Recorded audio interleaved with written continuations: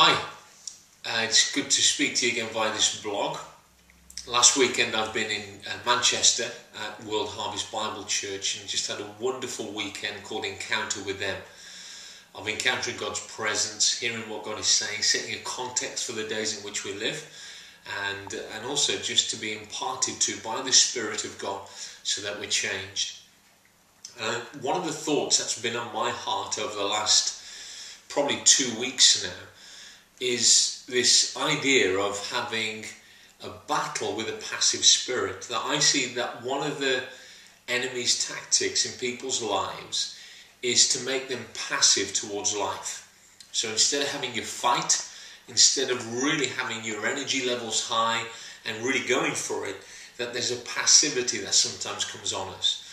And I see this in David's life in 1 Samuel chapter 11. It says, at the time when kings go to war, David stayed home.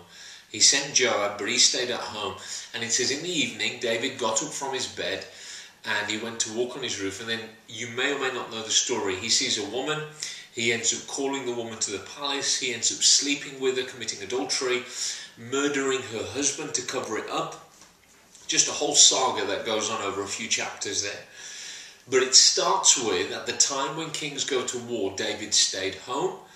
And in the evening, he was still lying on his bed. Now, David, if you know his story, is a warrior. But he's still lying on his bed. He's sleeping during the day. There's a passivity that's come on him that stopped him having the ability to fight, to have the get up and go. And through that one door of passivity, it's opened up lots of other doors of destruction in his life.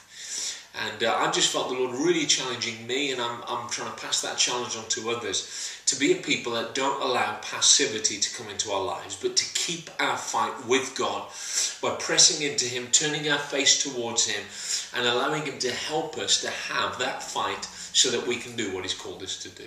And I want to encourage you to maybe diagnose it if this is an issue that you're sensing a struggle with, and ask the Lord to help you. And maybe spend some time praying in the Spirit, and it'll help you overcome. I also want to remind people that this weekend we have our Stronger Conference, and we've got Pastor Debbie Garcia from Florida. He's got a great church in Florida. He's going to be with us. Pastor Robert Marsback from Folkestone is going to be with us. And there's more information on our All Nations website. So visit there, and why don't you come and be a part of this conference this coming weekend.